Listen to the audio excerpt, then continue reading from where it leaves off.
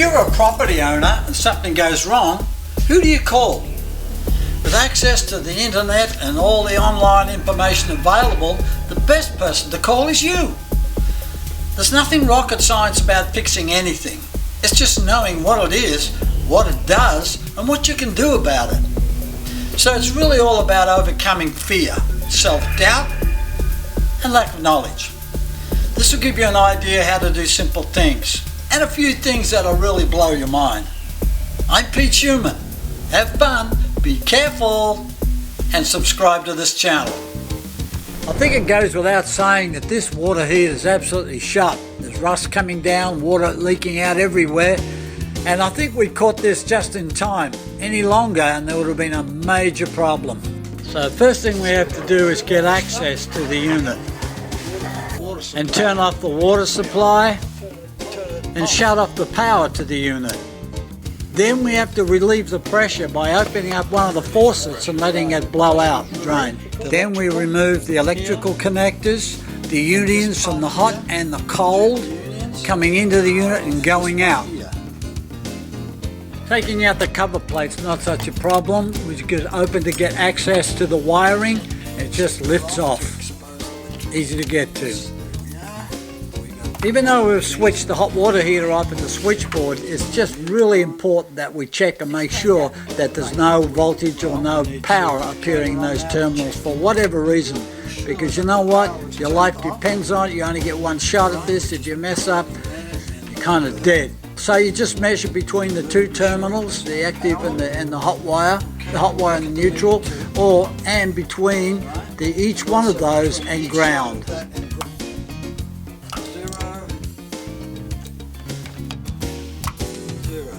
The next thing we need to do is to remove the unions from the water input, the intake, and the output. That's the hot water coming out.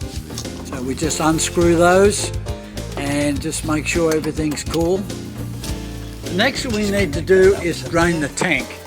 We just couple up to the drain cock at the bottom and just make sure the hose is running outside at a lower level than the height of the tank itself.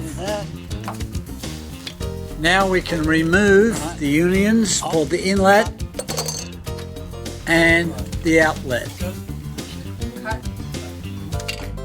And finally, the pressure relief valve has to be separated from the drain. But this one has got a different story. In this case, someone's actually sweated or soldered the output pipe to the relief union, to the pressure relief unit. We actually got to cut it and take it off completely. Now this thing's pretty heavy, so we need two people because it's still full of some water. We can't get rid of it all. Some of these water heaters have got a lot of silt build up around about the drain cock, and therefore it just won't drain. After we clean up the mess, as you can see, we've got to install a new one. That's a bit tricky, but we're getting there. And you can see we just have to configure it. It's a little bigger, but it fits pretty good, and we have to wire in and figure in the new pressure relief output drain. This one we're basically using shark pipe fittings, and it really makes for a tight fit and it's very effective. Well, now we're ready to connect the system to the pipes going out, the unions. And the first thing we have to do is actually put tape, Teflon tape, around each of those output nipple, and we just tighten up the connector. But this installation is a little different. The size and the position of the new water heater is different from the original one. We have now got to cover a different dimension. It's a different distance between the original connector and the new one and the new position. So we have to use an extender, an extending connector, one of these, and we use a nipple to join the two together. And now we just simply tighten up all the terminals. Once we're in position, we just tighten them all up and make sure that they're really tight. Hi, TopDog. So basically we've connected the water supply to the unit. We've got the water inlet. Cold water coming in here. And the water outlet. That's the hot water outlet. Now do a quick reconnoiter of all the connections. Make sure that they're all tight. You haven't forgotten anything.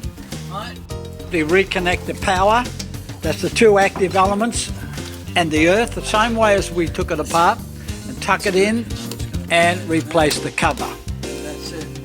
turn the water supply on. As the tank fills, the air will be purged out through the open faucet. You need to do that until the actual water starts streaming out. Turn the power on and you're good to go. So that's another great job. That's it, Top Dog. Done it again. Good one.